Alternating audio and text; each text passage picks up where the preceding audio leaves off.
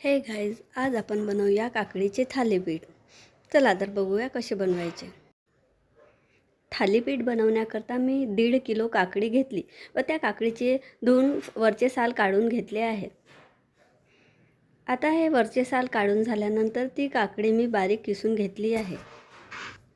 किसल्यानंतर या काकडीला पाणी सुटत असते, ते पाणी काढून घ्यायचे आहे व हे किस आपल्याला वापरत घ्यायचे आहे.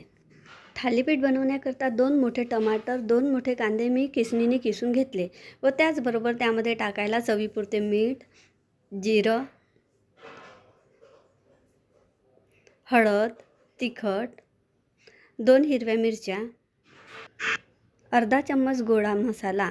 आता हे संपूर्ण आपल्याला किसलेल्या काकडीमध्ये 2.5 प्लेट गव्हाचे पीठ मिक्स करून त्यासोबत उर्वरित सर्व मिक्स करून घ्यायचे. हळद, तिखट, गोडा मसाला, जिरं, तीळ, ओवा,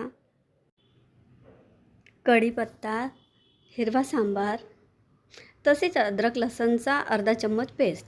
हे संपूर्ण आपल्याला व्यवस्थित मिक्स करून घ्यायचं आहे. संपूर्ण साहित्य व्यवस्थित मिक्स झाल्यानंतर हे पीठ थोडं घट्ट वाटत आहे, त्यामुळे त्यामध्ये अगदी थोडंसं पाणी टाकून याला पातळ करायचं आहे. बघू शकता, खूप जास्त पातळ नाही, खूप जास्त घट्ट नाही. आता मी हे ताव्यावर तेल लावून थालीपीठ पसरवून घेत आहे. तुम्हाला हे जेवढे पातळ करायचे आहे तेवढे तुम्ही हे पसरवू शकता. छोट्या वाटीने 1 वाटी पीठ टाकून मी ते ताव्यावर व्यवस्थित पसरवून घेतले आहे. पसरवताना तो तावा आधी व्यवस्थित गरम व्हायला हवा, त्यानंतर त्यावर तेल लावून हे व्यवस्थित पसरवून घ्यायचे आहे.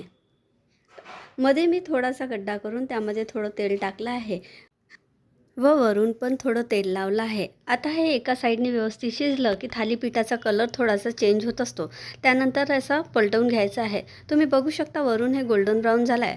अशा प्रकारे दोन्हीकडून अरतून परतून हे गोल्डन ब्राऊन होतपर्यंत थालीपीठ शिजवून घ्यायचं आहे व अशा प्रकारे आपलं थालीपीठ तयार होत असते. अशा प्रकारे हे गोल्डन ब्राऊन होतपर्यंत दोन्हीकडून अरतून परतून व्यवस्थित क्रंची होतपर्यंत शिजवायचं. हे थालीपीठ आपल्याला टोमॅटो सॉस सोबत किंवा लोणच्यासोबत खायला टेस्टी वाटत असते. असे पण तुम्ही खाल्ले तर हे खूप चविष्ट वाटत असते.